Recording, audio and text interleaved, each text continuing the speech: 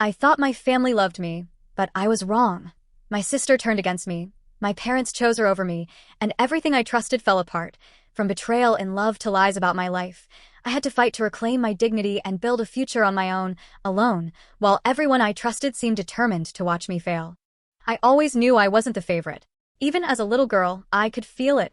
My sister, Clara, was always at the center of attention, the one praised for grades, complimented for her looks, adored by our parents. Every birthday, every school achievement, every small accomplishment was magnified for her, while mine felt invisible, like it didn't matter. Mom and Dad were kind people in many ways, but their favoritism was glaring. When I brought home an A on a difficult test, they nodded politely and moved on. When Clara got an A, it was celebrated with a small party in the living room, complete with ice cream and photographs. I quickly learned that trying to compete or seek acknowledgement was futile. It was as if I had to shrink to let her shine. I tried to be happy for her. I really did. But the constant comparison, the whispers to relatives about my issues or sensitivity, the pointed comments when I expressed opinions, they all piled on, creating a pressure I couldn't escape. I started to retreat, spending more time in my room with books, trying to create a world where I felt safe. School wasn't much better. Clara had a way of turning teachers and friends against me, subtle at first, sharing stories about me that twisted my words, portraying me as dramatic, jealous, or untrustworthy. I remember one day in middle school when I was accused of lying about a project. It was her words that made the teachers doubt me. She smiled through it, triumphant, while I sat humiliated in front of classmates who once liked me. I began to distrust everyone, wondering if anyone would ever truly see me. I made friends cautiously, always afraid that someone would take her side or believe her stories. Even my own emotions felt unsafe. I learned to hide disappointment, anger, or sadness because expressing them only gave her fuel. By the time I was 13, I had mastered a kind of invisibility. I spoke softly, avoided confrontations, and tried to blend into the background. It was exhausting, but it was survival. I told myself I would one day leave this toxic dynamic behind, build a life where my worth wasn't defined by someone else's envy. Despite my efforts to stay out of the way, Clara found ways to assert control. She would sneak into my room and mock my belongings, my style, even the way I organized my school bag. She would make jokes at my expense in front of our friends, and when I confronted her, she would turn it around. "You're too sensitive. Can't you take a joke?" she'd say, smiling innocently at Mom and Dad. And they would nod, agreeing with her assessment of me as fragile and overdramatic. I learned early that I couldn't rely on anyone for protection, not even my parents. I became hyper-aware of their moods, their reactions, trying to anticipate what would earn their approval and what would provoke their disappointment. I walked through life carefully, treading on eggshells while my sister floated freely, taking space, attention, and love without hesitation. By the time high school arrived, the resentment simmered beneath my polite exterior. I was quiet in class, diligent with homework, and tried to maintain friendships, but Clara's presence loomed constantly.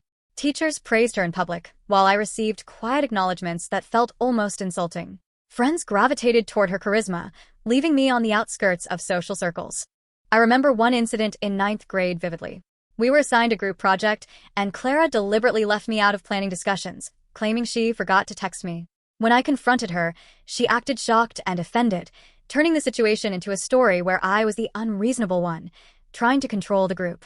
By the end of the week, half the class was avoiding me, whispering about how dramatic I had become. It was a pattern that continued for years. Every small victory I achieved was diminished, ridiculed, or ignored. I stopped trying to compete openly and focused on surviving the emotional battleground that was my family. I became a master of concealment, learning to hide my tears, my anger, and my disappointments. I became invisible in the most calculated way, trying to preserve what little dignity I had left. But even in the darkest times, I held onto a quiet hope. I believed that one day, I would leave, create a life of my own, and find people who valued me for who I was, not in comparison to someone else.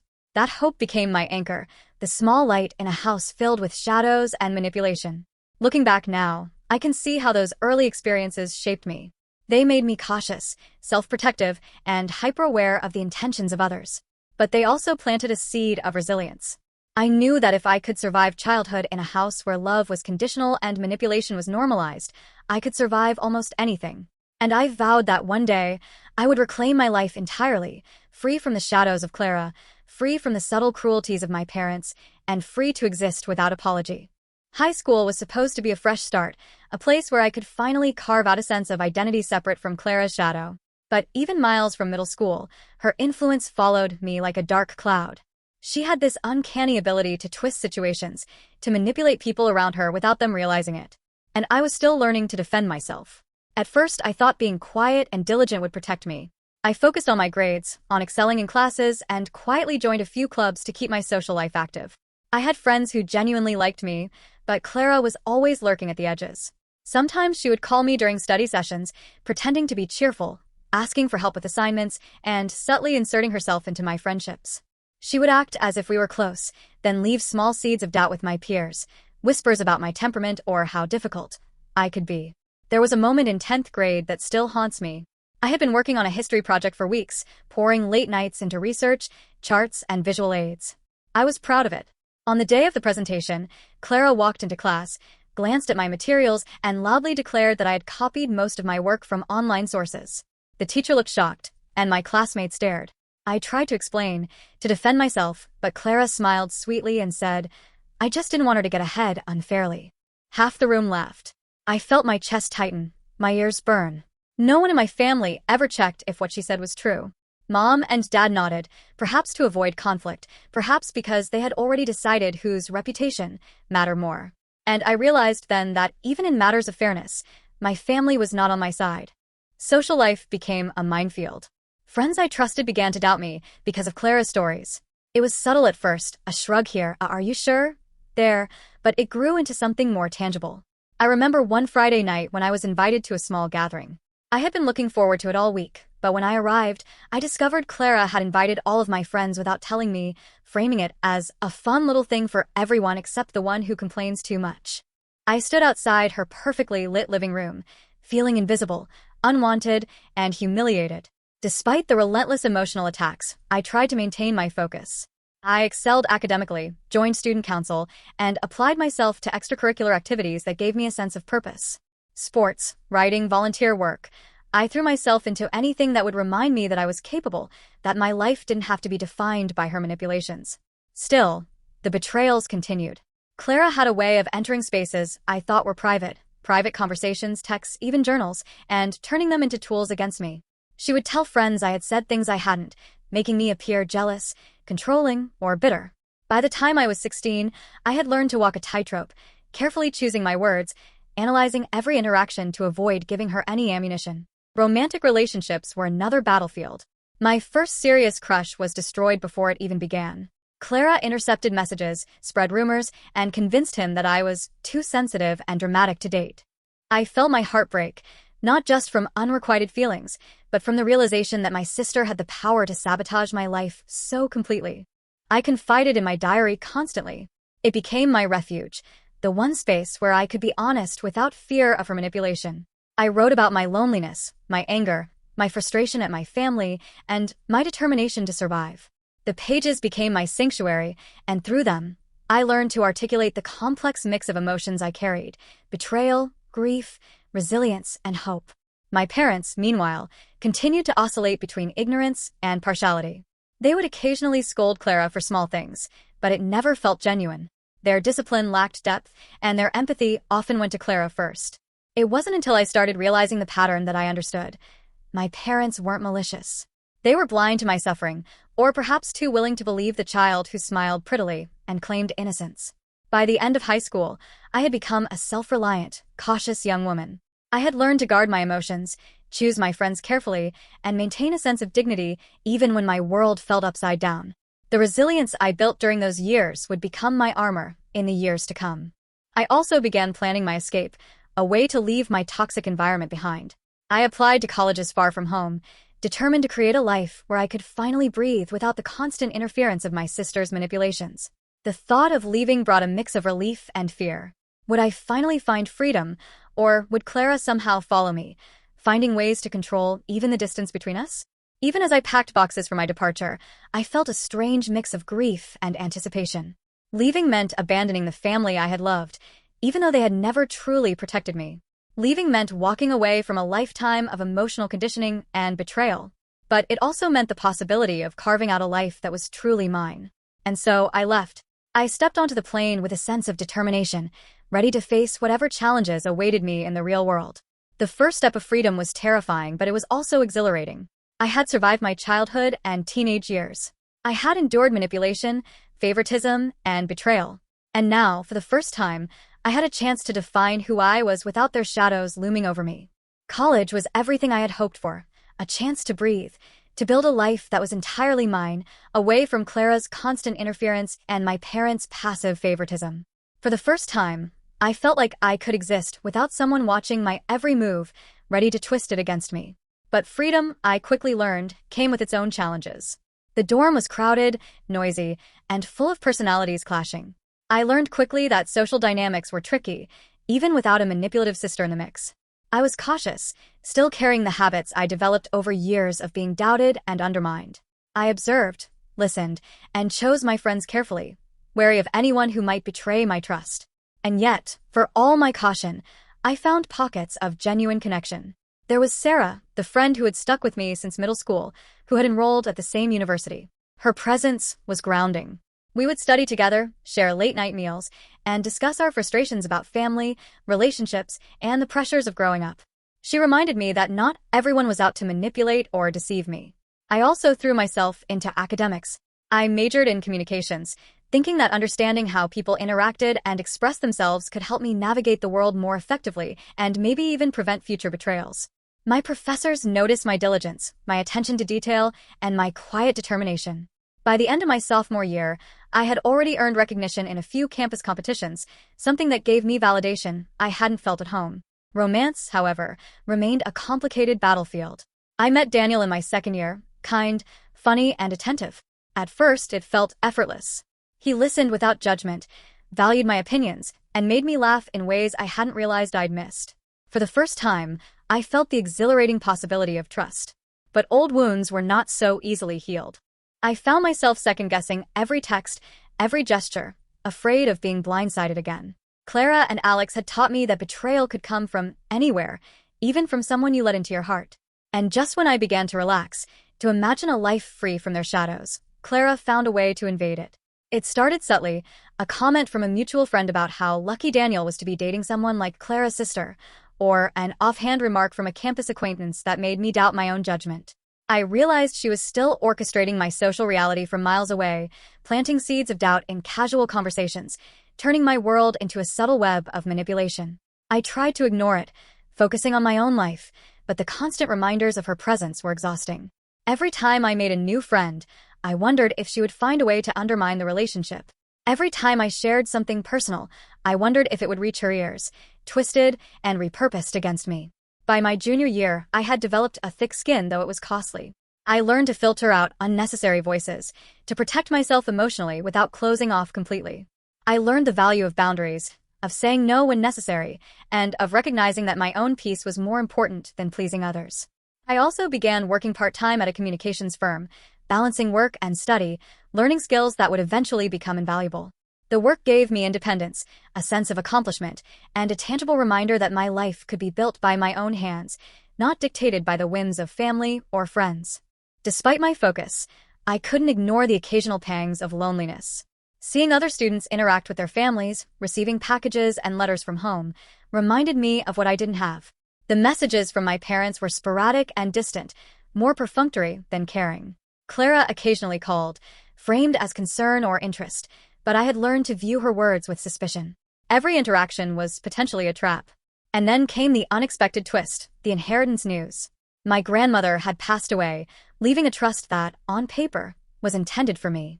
But Clara had managed to manipulate the family lawyer, creating a situation where she could claim part of the inheritance, painting me as selfish and ungrateful in the process. When I confronted my parents, hoping for support, I was met with vague excuses, reminders that family unity was more important than legal entitlements. It was a cruel reminder that even adulthood didn't protect me from their favoritism. But it also solidified my resolve. I realized that if I wanted security, validation, and respect, I couldn't rely on them. I had to build it myself. This became my mantra. Independence was not just about leaving home. It was about reclaiming control, redefining relationships, and ensuring that no one could manipulate or belittle me again.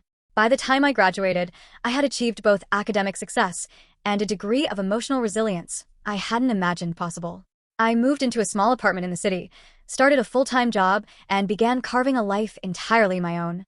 But Clara's presence was never entirely absent. Her manipulations had long-reaching consequences, and I had to navigate them with care, patience, and an unwavering focus on my own goals. I learned to value the people who truly mattered, those who supported me, who didn't question my worth, and who celebrated me without comparison. I let go of anyone who caused emotional turmoil without reason.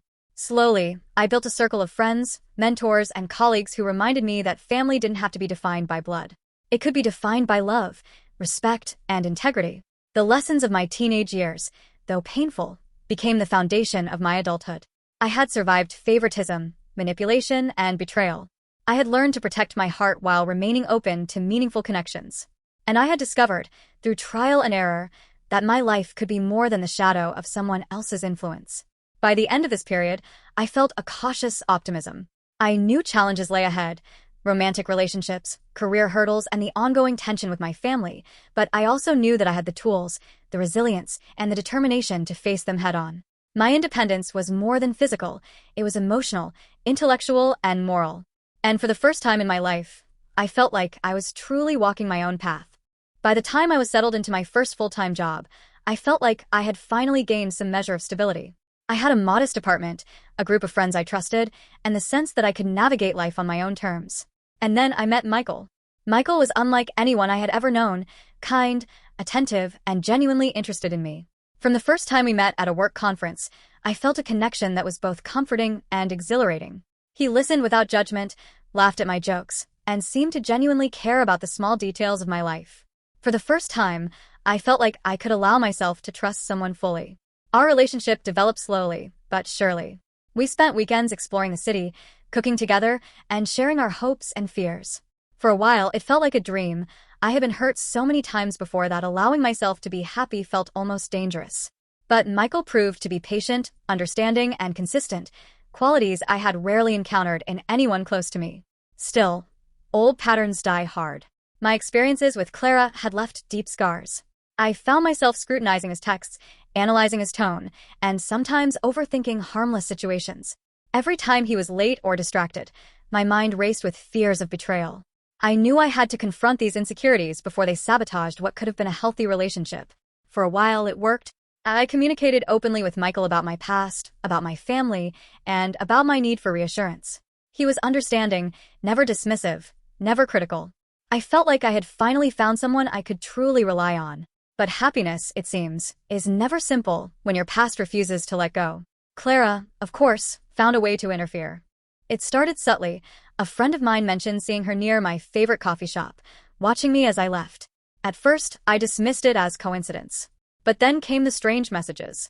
Friends would pass along casual remarks she had made, painting herself as the victim and implying that I was being unfair or unreasonable. I tried to ignore it, focusing on my life, but the undercurrent of manipulation was exhausting. The first real betrayal came in the form of an anonymous email. It contained screenshots of texts between Michael and Clara, messages that seemed friendly on the surface, but were laced with flirtation and innuendo. My chest tightened as I read, my hands shaking. I confronted Michael immediately. At first, he was defensive. He insisted that nothing had happened, that Clara was just seeking attention because she was lonely. I wanted to believe him, but the evidence in the messages made it impossible to ignore. The trust one had worked so hard to build shattered in an instant.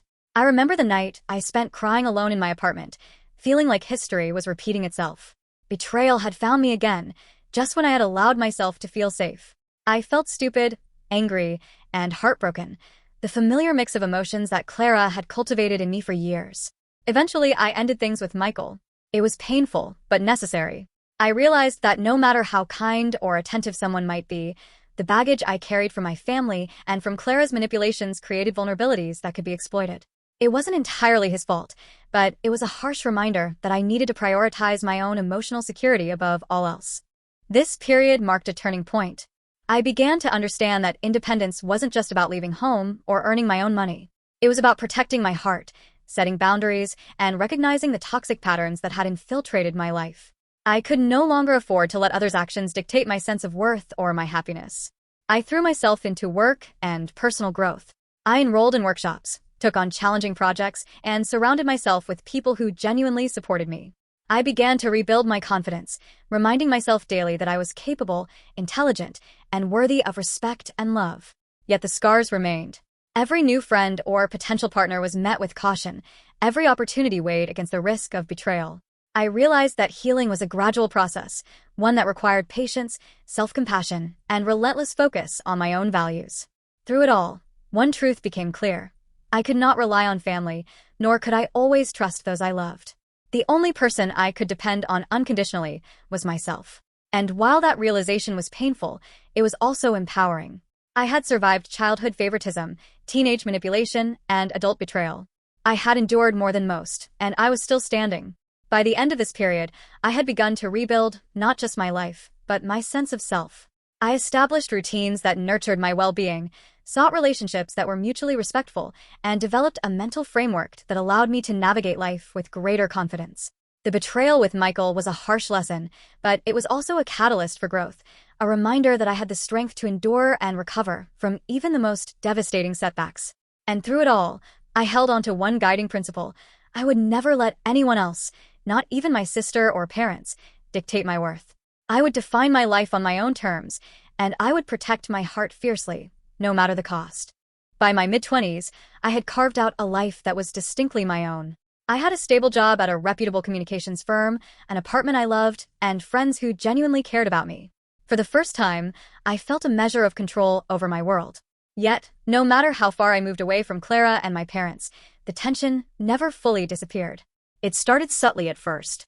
My parents would send sporadic messages, thinly veiled with concern but laced with subtle judgment. They'd ask about my career, my living situation, or my social life, but every question carried an implicit critique, a reminder that I wasn't living up to some arbitrary standard that only Clara seemed capable of meeting. Clara, meanwhile, had become adept at influencing others without my knowledge. Mutual friends who once supported me would suddenly drift away, citing differences of opinion or misunderstandings. I realized that Clara had cultivated a network of allies who reported back to her, ensuring that she remained the center of attention even from a distance.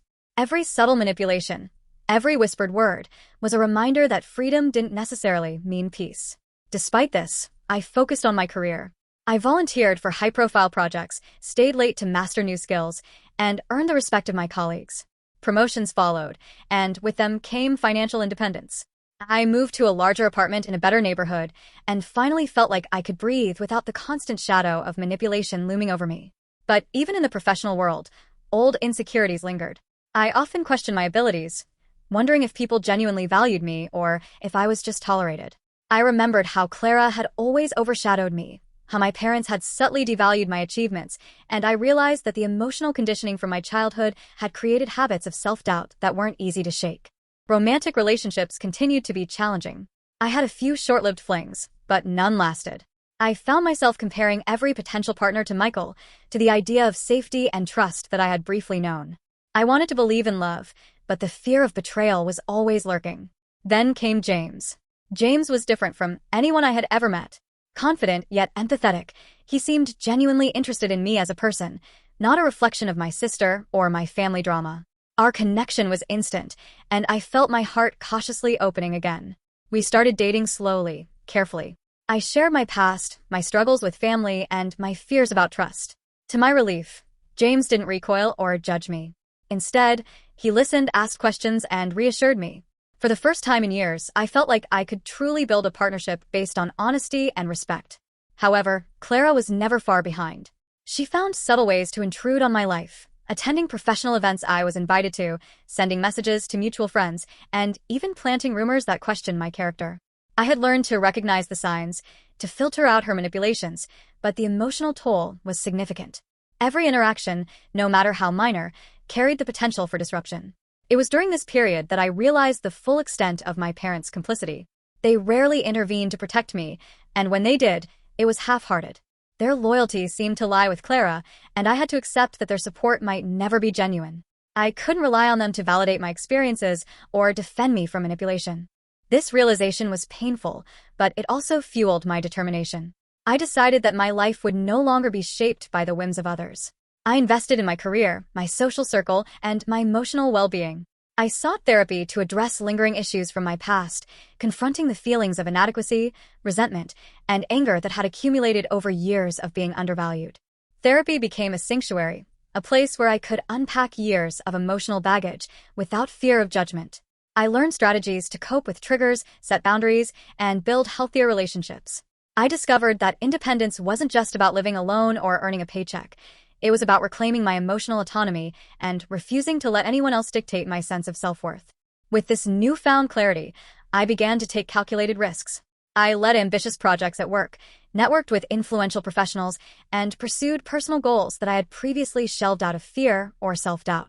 Each success, no matter how small, reinforced the idea that I was capable, resilient, and deserving of respect. Yet, even as I flourished, the tension with my family remained. Invitations to gatherings arrived sporadically, often accompanied by subtle digs or reminders of Clara's achievements. I learned to decline politely, choosing instead to protect my peace. I realized that attending these events often came at the cost of my emotional health, and I refused to sacrifice myself for appearances. Through it all, I cultivated friendships that were genuine and mutually supportive. These relationships became my chosen family, people who celebrated my successes, supported me through setbacks, and reminded me that love and loyalty could exist outside of bloodlines. By the end of this period, I felt a measure of empowerment I had never known as a child. I had faced manipulation, favoritism, and betrayal, yet I had emerged stronger.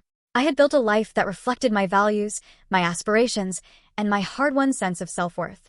And though challenges remained, particularly the ongoing presence of Clara and the subtle judgment of my parents, I now had the tools to navigate them with confidence and resilience. I understood that my past would always be a part of me, but it no longer defined me. I had learned to protect my heart, assert my boundaries, and cultivate relationships that were genuine and nourishing. And with that understanding came a sense of freedom, the knowledge that I could face whatever life threw at me, armed with experience, wisdom, and an unwavering commitment to my own well-being. By the time I was in my late 20s, my life had stabilized in many ways. I had a fulfilling career, a loving partner in James, and a circle of friends who genuinely cared about me. Yet, no matter how much distance I put between myself and my family, the tension simmered beneath the surface. Clara's manipulations had been relentless, and my parents' partiality had never fully disappeared. The confrontation began unexpectedly. It started with a casual family dinner invitation from my mother. At first, I hesitated. These gatherings were always emotionally charged, a mix of subtle criticisms, comparisons, and manipulations. But I decided to attend, determined to face my family on my own terms rather than avoiding them. I brought James along, wanting him to see firsthand the environment I had grown up in and how I had learned to navigate it. The dinner started relatively calmly. Clara smiled sweetly, making polite conversation, while my parents asked perfunctory questions about my career and life in the city. But beneath the surface, I sensed the tension, the unspoken comparisons, and the subtle judgments. Every compliment directed at Clara, every offhand remark about my sensitivity, reminded me of the years I had endured being overshadowed and manipulated. It wasn't long before the confrontation began. Clara made a casual comment about my lack of ambition compared to her recent promotion and insinuated that my success was due more to luck than talent. My chest tightened, memories of childhood favoritism and teenage betrayals flooding back. I realized that no amount of distance had protected me from her constant attempts to undermine me. I took a deep breath and decided to speak up. I calmly but firmly addressed the patterns I had endured for years, the favoritism, the manipulation, the subtle betrayals that had shaped my life. I outlined specific incidents from my school years to early adulthood, emphasizing the impact they had on my emotional well-being and personal growth. My parents were initially shocked. My mother's face flushed, and my father looked uncomfortable. Clara's smile faltered, replaced by a flicker of irritation. For the first time, I saw a crack in her carefully constructed persona, the invincible, adored sibling whose influence seemed untouchable. I didn't pause or apologize for speaking my truth. I explained how their favoritism had affected my self-esteem, my friendships, and my romantic relationships. I highlighted Clara's manipulations and the ways they had caused real harm, not just to me, but to my ability to trust others. The room was silent for a moment. Then my father spoke, his voice hesitant. "We didn't realize it had affected you this much," he said. It wasn't a full apology, but it was acknowledgement, a recognition that their actions, or lack of intervention, had consequences. Clara, however, was not ready to concede. She argued, twisted my words, and attempted to shift the blame back onto me. but I was prepared. I calmly refuted her claims, using facts, memories, and examples to illustrate the patterns of behavior she had perpetuated. I refused to be drawn into emotional arguments or manipulations. I spoke with clarity and conviction, refusing to let her undermine me as she had for so many years. By the end of the evening, the atmosphere had shifted. My parents were silent, contemplative, perhaps realizing for the first time the depth of the harm caused by favoritism and blind trust in Clara. Clara herself seemed unsettled, perhaps sensing that her control over the narrative was weakening. This confrontation marked a turning point in my relationship with my family. I realized that I could no longer allow myself to be a passive participant in their dynamics. I had the right to assert boundaries, to demand respect, and to speak my truth without fear of retaliation. In the weeks that followed, I continued to reflect on the patterns of my upbringing. I sought therapy to unpack the emotional residue of years spent in manipulation and favoritism. I wrote extensively in my journal, processing feelings of anger, grief, and betrayal while also recognizing my resilience and growth. One discovery during this period was particularly painful. My parents had kept secrets from me. Financial decisions, family histories, and even certain aspects of my grandmother's inheritance had been communicated selectively, always favoring Clara. The realization was bitter, but it also reinforced the importance of autonomy and self-reliance. I could no longer trust that family loyalty would be consistent or protective. Through it all, James remained my anchor. He listened, supported me, and reminded me that my worth was not defined by the manipulation or favoritism I had endured. His presence reinforced the idea that meaningful connections could exist outside of family, and that love and respect were attainable in relationships built on mutual understanding and trust. By confronting my family, I reclaimed a measure of power I hadn't realized I had lost. The emotional weight of years of favoritism and manipulation began to lift, replaced by a growing sense of autonomy and confidence. I realized that while my past would always be a part of me, it no longer had to dictate my future. And for the first time in decades, I felt a sense of closure, not complete, not without scars, but enough to move forward with clarity, resilience, and a renewed commitment to building a life defined by my own choices and values. After the confrontation, life didn't immediately become perfect. Clara remained in my orbit, subtly testing boundaries and trying to reclaim her sense of control. But I was no longer the same person who had shrunk in her shadow as a child or cowered under her manipulations as a teenager. I had grown, evolved, and learned how to protect my heart while pursuing my happiness. I focused on my career with renewed energy. I took on leadership roles, mentored younger colleagues, and even spearheaded a high-profile campaign at work that earned recognition across the industry. For the first time, I felt my achievements were truly my own, not diminished, twisted, or overshadowed by someone else. Every promotion, every acknowledgement, reinforced that my hard work and resilience had paid off. Romantically, James and I continued to build a life together. Our relationship grew stronger with each challenge we faced, strengthened by honesty, trust, and shared experiences. Unlike past relationships, there was no lingering doubt or fear of betrayal. I had learned to recognize warning signs early and communicate openly, creating a partnership rooted in mutual respect. With my family, I established firm boundaries. I chose when and if to attend gatherings, and I communicated clearly about what behavior I would not tolerate. My parents were sometimes resistant, but over time they began to respect my autonomy. Clara, meanwhile, realized that her attempts to control me no longer worked. The power she once held over my emotions had diminished. I had reclaimed it entirely. I also invested in personal growth. I traveled, explored new hobbies, and engaged in activities that nurtured my mind, body, and soul. Each experience reinforced my independence and reminded me that life could be rich and fulfilling, even when familial relationships were complicated or strained. One pivotal moment came when I decided to help younger women who had experienced similar family dynamics. I began volunteering with a mentorship program, sharing my story and offering guidance on resilience, self-worth, and emotional boundaries. The act of helping others heal and grow gave me a profound sense of purpose. It reminded me that my experiences, painful as they had been, could serve as lessons for others and transform into something meaningful. Through this process, I came to understand the true meaning of freedom. It wasn't merely physical independence or career success. It was emotional sovereignty, the ability to define my own worth, make my own choices, and live authentically without fear of manipulation or favoritism. It was the realization that while I couldn't change the past, I could shape my future with intention, courage, and integrity. I reflected on my journey often, from the lonely, overshadowed child to the cautious, resilient young adult, to the independent, empowered woman I had become, Every struggle had been a stepping stone. I recognized the pain, but I also acknowledged the strength it had forged within me. Every betrayal, every slight, every moment of doubt had contributed to my ability to navigate life with clarity and confidence. By the time I reached my early 30s, I had created a life that felt authentically mine. My career flourished, my relationship thrived, and my friendships were genuine and supportive. I no longer felt the need for validation from family members who had once controlled my sense of self. I had learned to stand firmly in my own truth, to assert my boundaries, and to cultivate a sense of peace that no one could take away. And perhaps most importantly, I learned forgiveness, not necessarily for Clara or my parents, but for myself. I forgave myself for past mistakes, for moments of weakness, and for the times I had allowed their actions to define my sense of worth.